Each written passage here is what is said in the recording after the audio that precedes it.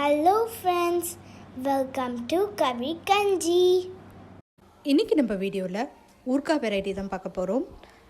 Orange தோலிலேருந்து ரொம்பவே டேஸ்டியாக இந்த ஊறுகாவை ப்ரிப்பேர் பண்ண போகிறோம்.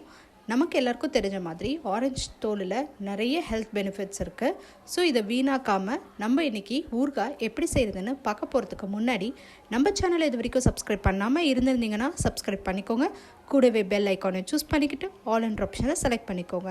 அப்போ தான் நான் அப்லோட் பண்ணுற வீடியோஸ் எல்லாமே உங்களுக்கு நோட்டிஃபிகேஷனாக வரும். நீங்களும் மிஸ் பண்ணாமல் பார்க்க முடியும்.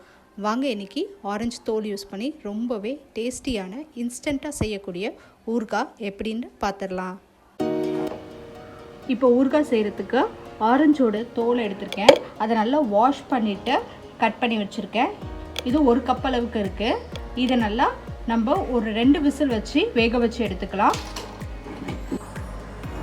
இப்போ குக்கரில் கீழே தண்ணி ஊற்றிருக்கேன். கப்பில் ஆரஞ்சு தோல் வச்சுருக்கேன்.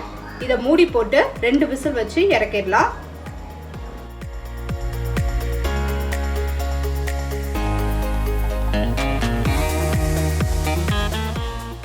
இப்போ ஆரஞ்சோட தோல் நல்லா வெந்துருச்சு. இப்போ ஃப்ரைங் பேனில் ஒரு 1/2 ஸ்பூன் அளவுக்கு வெந்தயம் சேர்த்துருக்கேன். இதை நல்லா ட்ரை ரோஸ்ட் பண்ணிடலாம். இப்போ இது நல்லா வறுபட்டுடுச்சு. இதை ஹேண்ட் பிஸ்டரில் சேர்த்து நம்ம நல்லா பவுடர் பண்ணி எடுத்துக்கலாம்.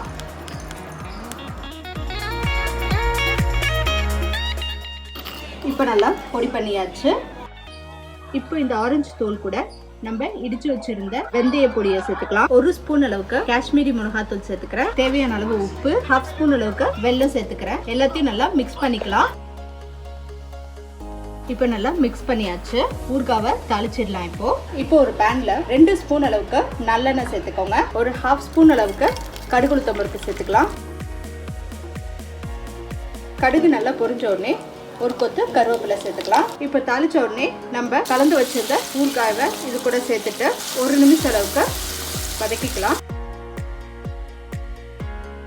1 நிமிஷம் வரைக்கும் நல்லா இந்த எண்ணெயிலே இந்த ஊறுகாய் வதங்கட்டும்.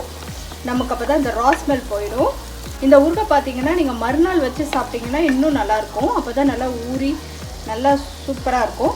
ஸோ இப்போ இது 1 நிமிஷம் வரைக்கும் வதங்கட்டும் எண்ணெயிலே. இந்த ஊறுகாய் உடனேவும் சாப்பிடலாம், இல்லை மறுநாள் வச்சு சாப்பிட்டிங்கன்னா இன்னும் ரொம்ப நல்லாயிருக்கும். 1 வாரம் வரைக்கும் கூட வச்சு சாப்பிடலாம், கெட்டு போகாது. அவ்வளோதான். இப்போ நமக்கு ஆரஞ்சு தோலில் செஞ்ச ஊறுகாய் சூப்பராக ரெடி ஆயிடுச்சு.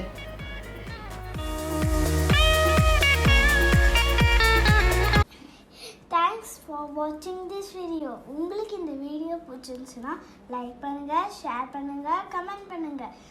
மறக்காமல் எங்கள் சேனலை சப்ஸ்கிரைப் பண்ணுங்கள். பக்கத்தில் இருக்கிற பெல் ஐக்கானையும் ப்ரெஸ் பண்ணுங்கள்.